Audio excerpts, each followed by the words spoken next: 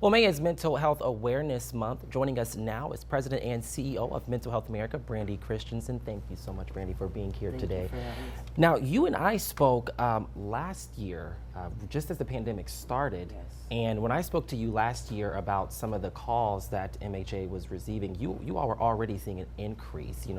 What has it looked like since then? Well, when we do the analysis comparing 2019 numbers to 2020, it's nearly a doubling. So that was sustained throughout the entire year. And then, of course, the closure of the Indianapolis call center has affected our call volume in going into April. So we're seeing about another 45% increase in calls and the severity of the calls. So we're performing. Our specialists are interacting with folks that are, experiencing mental health crisis and assisting them with staying safer now. Absolutely. How has the organization MHA had to adapt to this increase? Well, we've had to expand to meet the need. We've had to really spend a lot of attention on volunteer recruitment, beefing up our staff, which we are in the process of hiring. I'm going to make a shameless plug. But yes, and so our board of directors is always, working to ensure that strategically we're preparing to continue to meet the demand of the mental health needs in our community. So. Absolutely. Now, I think that a lot of people, mental health is something that can be a taboo topic. And a lot of people kind of feel uncomfortable even saying that they need help or that they need someone to talk to. How is MHA working to kind of make people feel a little bit more comfortable to get out there and get that help? Well, we're really embracing our role with May's Mental Health Awareness Month.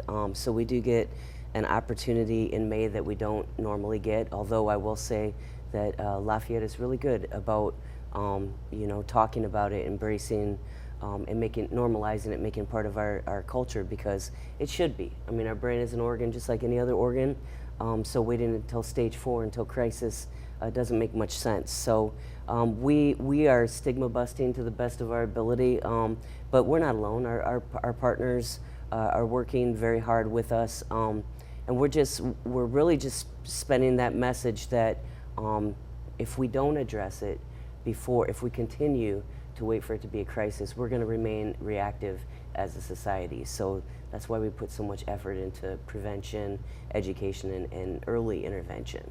So we're trying to educate our community, and we're offering free trainings throughout the month of May in suicide prevention and mental health first aid to help people, identify those early warning signs and symptoms and teach them how to start a conversation. Yeah, and I have 2 more questions for you. Are we seeing any trends in terms of specific age groups, the people that we're seeing?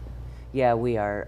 Our screenings, so we offer free anonymous online screenings on our website, and those ultimately have tripled throughout the year as well. And we're seeing younger people, a lot of younger people reaching out, which is a good sign because they're reaching out. But we want to make sure that they know that we're there, with our other services to help get them into some opportunities, whether it's support groups, which we offer, or our navigator service if they need to get plugged into a mental health provider. Now, what the main, when you say younger people, are we talking like teenagers or? 11 to 17 is a typical age group that we do see reaching out more online.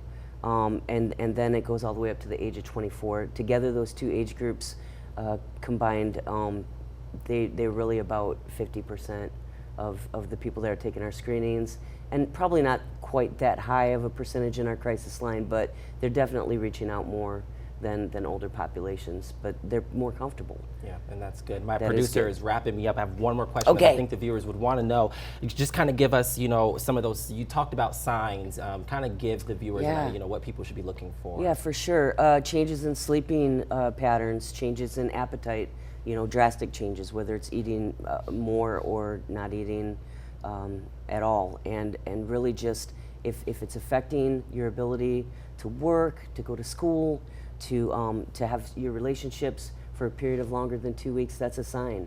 And that's a really good time to get in get some help. You can find some things on our website for those early interventions, and then, the earlier we catch it, the quicker we can recover. Yeah.